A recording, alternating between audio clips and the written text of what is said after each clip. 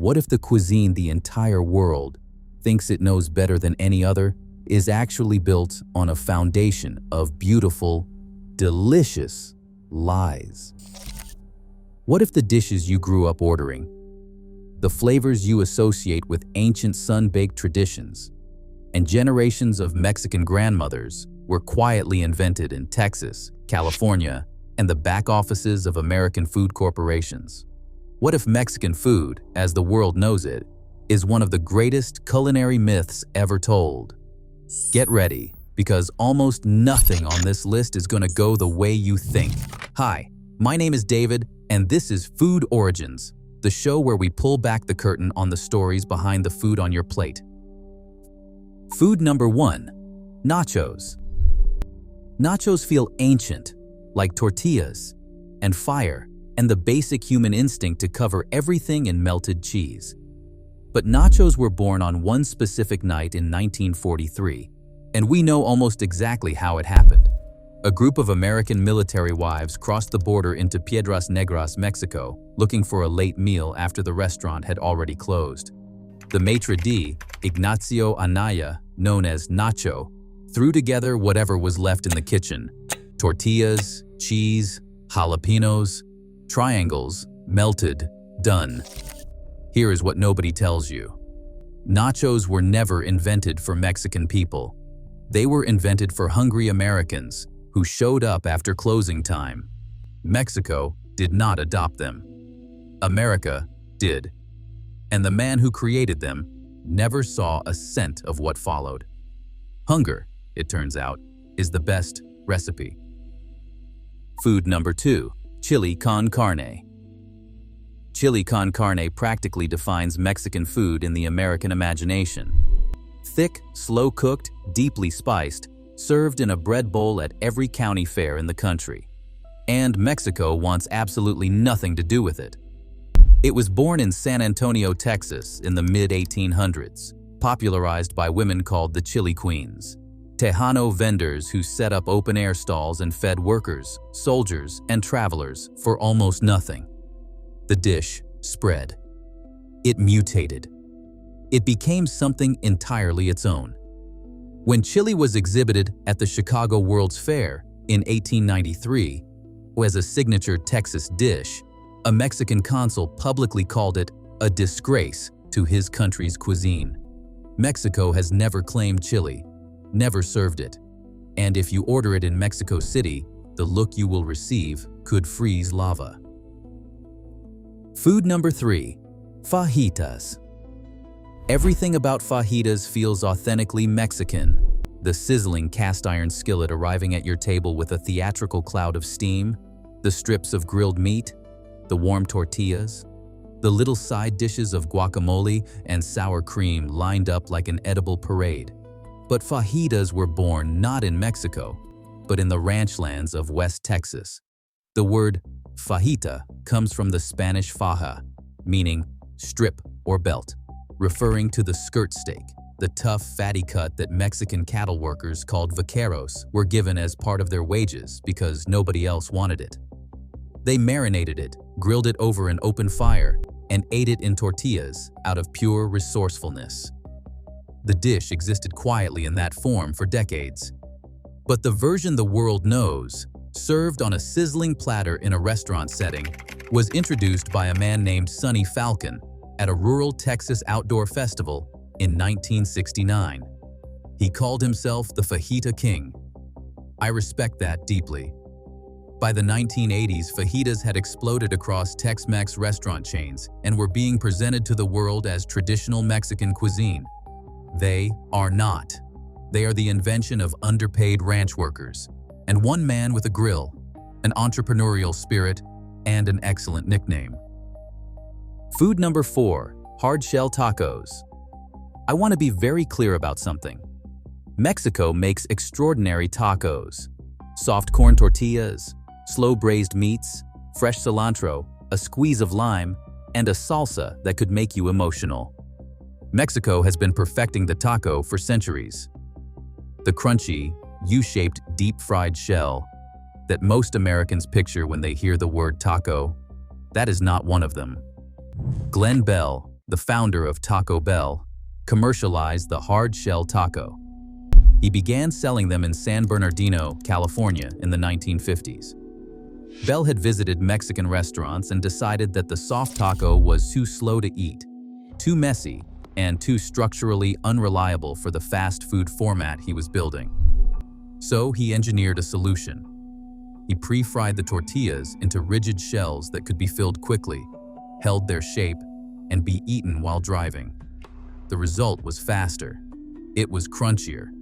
It was shelf-stable in a way that no authentic taco has ever needed or wanted to be. And it became the defining image of Mexican food for an entire American generation. Every time someone in the world closes their eyes and pictures a taco, there is a reasonable chance they are picturing Glenn Bell's idea. That is the power of fast food mythology. And Mexico has been politely horrified ever since. Food number 5, queso dip.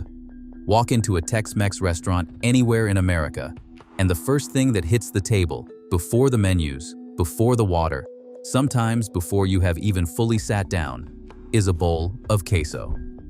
Warm, golden, liquid cheese dip, with a little salsa stirred in, served with a basket of chips. It is the unofficial starter of American Mexican dining.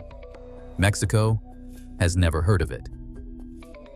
Queso dip, as Americans know, it is built on a foundation of Velveeta, or processed American cheese, which was itself invented in Wisconsin in the early 20th century.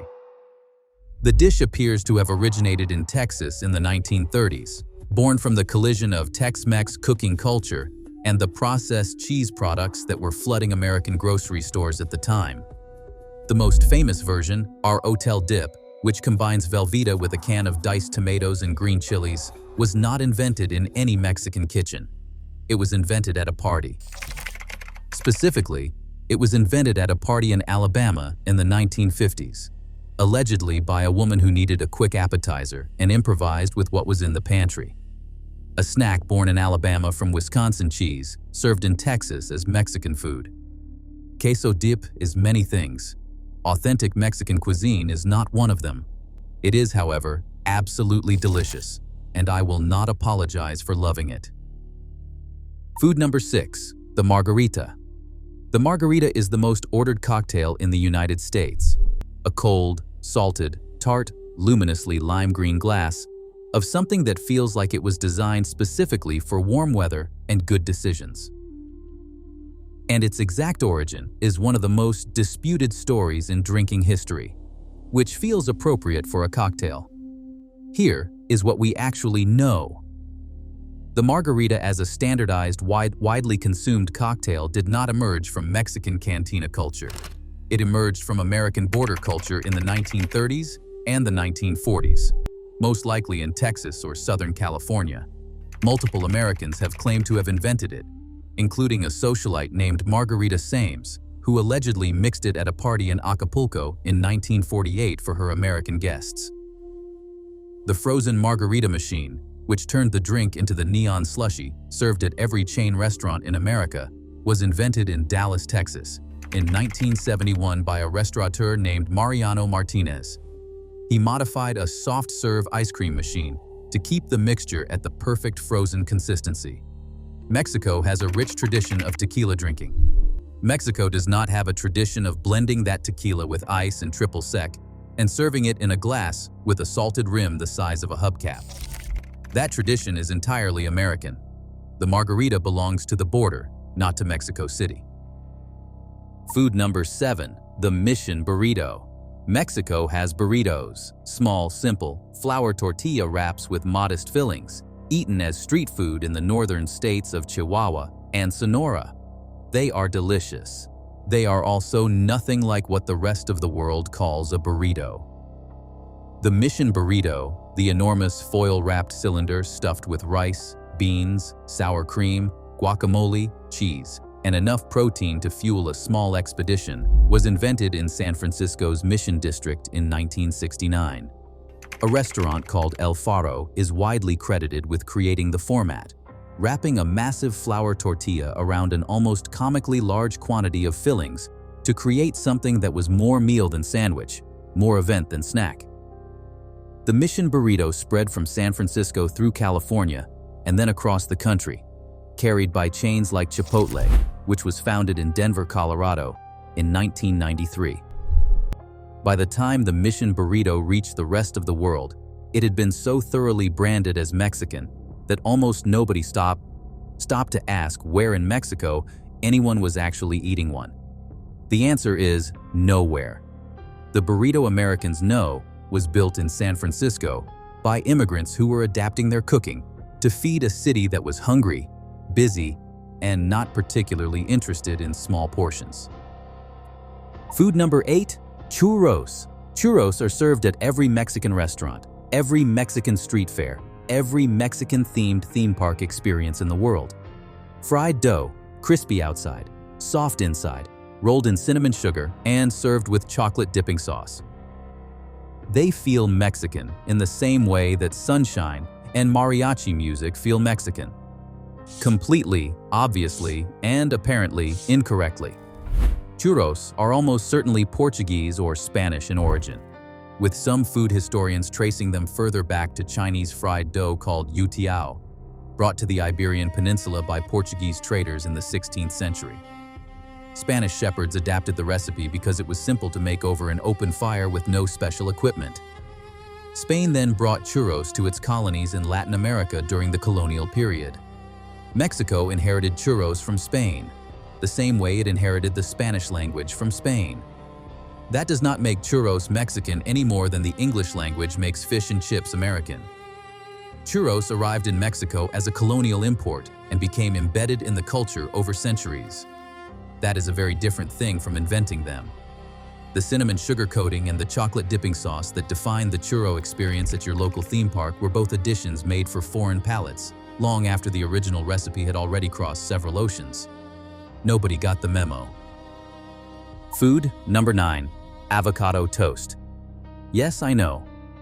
Yes, I am putting it on this list. Hear me out. Avocados are Mexican. Genuinely, originally, gloriously Mexican. They have been cultivated in Mexico and Central America for at least 5,000 years.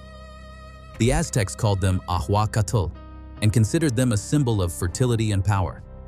Mexico is still the world's largest producer of avocados today. The avocado belongs to Mexico completely and without argument. Avocado toast, however, was invented in Australia. The dish was popularized by a chef named Bill Granger at his Sydney cafe in 1993, where he served smashed avocado on toast as part of a simple, fresh breakfast menu. The trend exploded globally in the 2010s, carried on social media by brunching millennials who turned it into an international phenomenon, and, fairly or unfairly, into a symbol of an entire generation's spending habits. Mexico gave the world the avocado, Australia gave the world the toast, and somehow, the combination became the most photographed breakfast of the 21st century. The avocado deserves full credit. The toast situation is complicated. Food number 10, chipotle peppers in adobo. The chipotle pepper is genuinely Mexican. A smoke-dried jalapeno with roots in pre-Columbian Mexican cooking, it has been used for centuries across the country to add heat and a deep, earthy smokiness to everything from salsas to stews. Mexico owns the chipotle pepper completely, and it has earned that ownership. The canned chipotle, an adobo sauce that sits in American pantries and defines the flavor profile of what most people call Mexican cooking, that specific product, that thick rust-red vinegary tomato-based sauce surrounding the peppers in the can, is an American food industry creation. The adobo format as sold in American grocery stores was standardized and mass-produced for the American market, engineered for shelf stability and consistent flavor in a way that traditional Mexican chipotle preparation never required. The pepper is ancient. The can is modern. The flavor Americans associate with authentic Mexican cooking was optimized in a food production facility somewhere in the American Midwest. The irony of that should not be lost on anyone. Food number 11, nachos. Wait, I already did nachos. Churros. No, did that one too. Chimichanga. The chimichanga, a deep-fried burrito served at Mexican restaurants across America, was invented in Tucson, Arizona sometime in the 1920s. The most widely accepted origin story credits a woman named Monica Flynn, founder of the restaurant El Charro Cafe, who accidentally dropped a burrito into a deep fryer and, out of habit, began to use a word she quickly redirected into the nonsense phrase chimichanga before she could finish the more colorful version.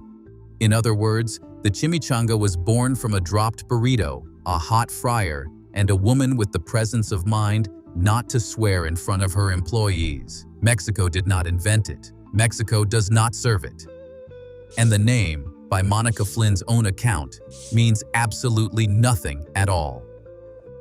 11 foods, 11 stories. 11 moments where the world looked at a plate of something delicious and told itself a story about ancient Mexican tradition that turned out to be a Texas invention, a California adaptation, a San Francisco experiment, or one very memorable kitchen accident in Arizona. This is what food history actually is. Not a clean line from an ancient civilization to your dinner table, but a beautiful, chaotic, surprising collision of migration, improvisation, and the very human habit of adopting something delicious and then immediately forgetting where it actually came from. If this changed the way you see your next Mexican restaurant menu, hit that like button, subscribe to Food Origins, and tell me in the comments which one surprised you the most. I genuinely want to know. And if you think I got one wrong, tell me that too. This channel runs on good arguments and better food.